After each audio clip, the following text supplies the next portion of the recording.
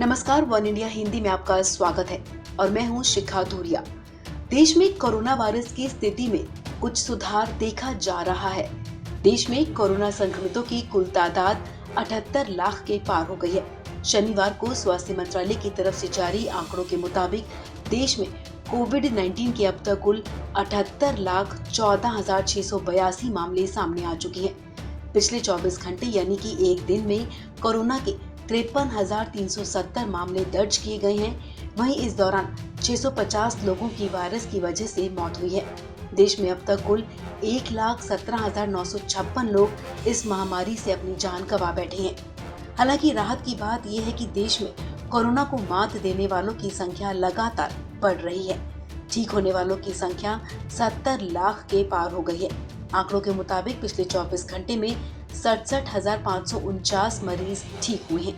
स्वास्थ्य मंत्रालय के ताज़ा आंकड़ों के मुताबिक अब देश में कुल मामलों की संख्या 78,14,682 हो गई है, जिसमें से 6,80,680 मामले सक्रिय हैं, 70,16,046 रिकवर मामले हैं और 1,17,956 मौतें शामिल हैं।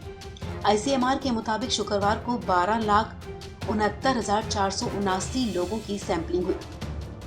वहीं 23 अक्टूबर तक 10,13,82,564 लोगों की जांच हो चुकी है। आपको बता दें, महाराष्ट्र कोरोना से सबसे ज्यादा प्रभावित राज्य है। यहाँ अभी भी एक दिन में सबसे ज्यादा मामले सामने आ रहे हैं। राज्य में पिछले 24 घंटे में कोरोना वायरस संक्रमण के 7,347 नए मामले सामने आए हैं, जिससे राज्य में शुक्रवार को कुल मामले बढ़कर 16,32,544 हो गए हैं। पिछले 24 घंटे में राज्य में 184 और मरीजों की मौत हो गई है। इसके साथ ही महाराष्ट्र में मृतकों की संख्या बढ़कर 43,015 हो गई है। वहीं पश्चिम बंगाल में शुक्रवार को कोरोना वायरस संक्रमण के 4,143 नए मामले सामने आए हैं। इसके बाद राज्य में संक्रमण के कुल मामलों की संख्या बढ़कर 3,41,426 हो गई है। पिछले 24 घंटे में बंगाल में 60 और मरीजों की मौत हो गई, जिसके बाद मृतकों की संख्या 6,368 पर पहुंच गई है। राजधानी दिल्ली की बात करें तो दिल्ली में शुक्रवार को कोरोना वायरस संक्रमण के मामले में जबरदस्त उछाल देखा गया। पिछले 24 घंटे में दिल्ली में 4,086 नए मामले सामने आए हैं। आपको बता दें, ये संख्या पिछले 34 दिन में सामने आए संक्रमण के मामलों में सबसे ज्यादा है। दिल्ली में संक्रमण के मामलों की कुल संख्या बढ़कर 3,38,404 पर पहुंच गई है।